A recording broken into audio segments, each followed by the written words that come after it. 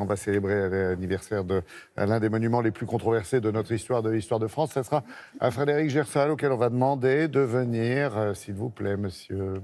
T'as beau pas être beau, oh, oh, oh, monde cinglé, j'étais dans la peau, oh, oh, oh, je t'aime, t'aime, t'aime. Ça va? C'est pour ça, c'est parce que vous êtes venu, Frédéric, avec Olivia, et vous étiez en train de papoter. Je me disais, mais qu'est-ce qu'il fait? Mais où est-ce qu'ils sont? On a fini, on parle plus de sport, ça va s'arrêter, la météo, ils vont s'en aller, je vais rester tout seul. Non, pardon. Vous allez bien tous les deux? Pardon, Laurent. Oui, bonjour. Bon, je disais, oui, anniversaire de l'un des monuments les plus controversés à l'époque, de la France et de l'histoire de France aussi. À l'époque, c'était il y a 30 ans, parce que c'est vendredi, en fait, dans la journée, que l'on célébrera l'anniversaire de l'ouverture au public de la fameuse pyramide, non pas de Toutankhamon, mais du Louvre, et c'est à Paris.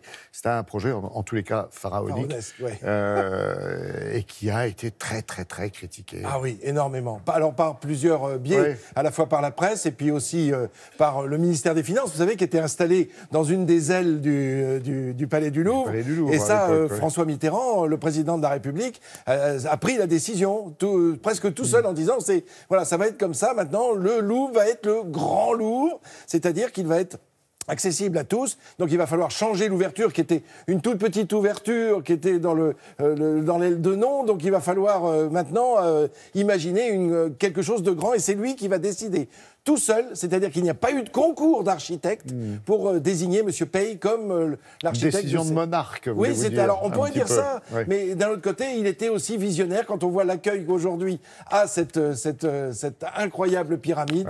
Et pourtant, à l'époque, on l'avait appelé Tonton Camon. C'est pour vous dire si vraiment il était... C'était rigolo. Oui, c'était rigolo. Alors, on regarde quelques images qui vont nous permettre de voir un petit peu les plans, enfin l'idée qu'avait Monsieur Paye. Alors, est-ce vraiment une idée originale ou originelle?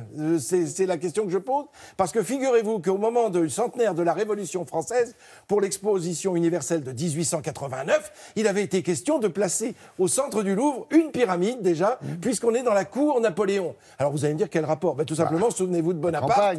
Ben oui, Bonaparte partant en Égypte. Donc tout ça, évidemment, a une véritable symbolique. Et puis, jusqu'au Soudan, d'ailleurs. Jusqu'au Soudan. Un jour, il faudra raconter, avec la géographie d'aujourd'hui, ce que ça représente.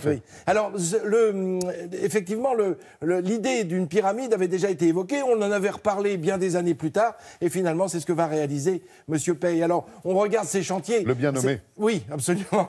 Alors, j'en profite pour souhaiter à M. Paye un excellent anniversaire. Car figurez-vous qu'il est né le 26 avril, donc c'est dans un mois. Et je dis ça parce qu'il va avoir 102 ans. Figurez-vous. Et oui, donc j'en profite pour un petit coup de chapeau. Alors regardez ce chantier. Voilà, c'est lui, sous le casque. Avec ce chantier incroyable. Et puis ces losanges. Il n'y a pas que des losanges, il y a aussi des triangles. Il y a 167 pièces, très exactement, qui constituent cette pyramide. Alors pourquoi un chantier aussi titanesque? Tout simplement parce que cette pyramide était destinée à faire l'entrée du Louvre. Donc on ne constituait pas une pyramide comme ça sur le terrain, c'est-à-dire au milieu de cette cour. Non, il fallait creuser pour faire organiser l'entrée de ce nouveau musée. C'est une partie du musée, forcément, qui est une partie souterraine immense. Et alors, ce qui est intéressant, c'est qu'on voit en surface cette pyramide incroyable. Il y a une pyramide inversée à l'intérieur, là où vous êtes accueillis quand vous entrez dans le musée du Louvre. Et puis, souvenons-nous qu'il y a encore ces fondations. On les a vues avec vous, Laurent, quand on avait fait une émission spéciale de Télématin. Et on avait retrouvé, on les voit, les fondations de Philippe Auguste, qui est le père fondateur du Louvre, du premier château, effectivement, qu'il avait voulu faire construire avant de partir en croisade pour sécuriser Paris et les environs. Donc c'était sa capitale, en tout cas. C'est comme ça qu'a commencé l'histoire du Louvre. Alors cette inauguration a eu lieu effectivement en 1989. Il y a eu deux inaugurations, en fait. Une inauguration, j'ai envie de dire, presque du chantier, pratiquement, et puis une inauguration, celle que vous évoquiez, c'est celle de l'ouverture au public, qui était fin mars 1989. Vous imitez très bien François Mitterrand. Alors, je rappelle, je parlais de Tonton Camon, mais on l'a aussi surnommé Mitterramsès. C'est pour vous dire. Oui, c'est 2 ou 3 pour lui. Et donc il y a à la fois cette grande pyramide qui est l'entrée, il y a 3 autres plus petites pyramides pour celles et ceux qui ne sont encore jamais venus tout autour, de chaque côté, avec des bassins. Et puis il y a cette pyramide inversée à l'intérieur. Alors qu'est-ce que l'on y voit dans le Louvre? Je rappellerai juste que les réserves du Louvre, il y a 400 000 pièces différentes et que 35 000 seulement sont exposées en permanence. Et ça tourne, on l'avait vu quand on avait fait notre émission, c'était assez extraordinaire. On nous expliquait qu'il y avait des choix à faire, évidemment, pour présenter au public un maximum de ces pièces. C'est le plus grand musée du monde.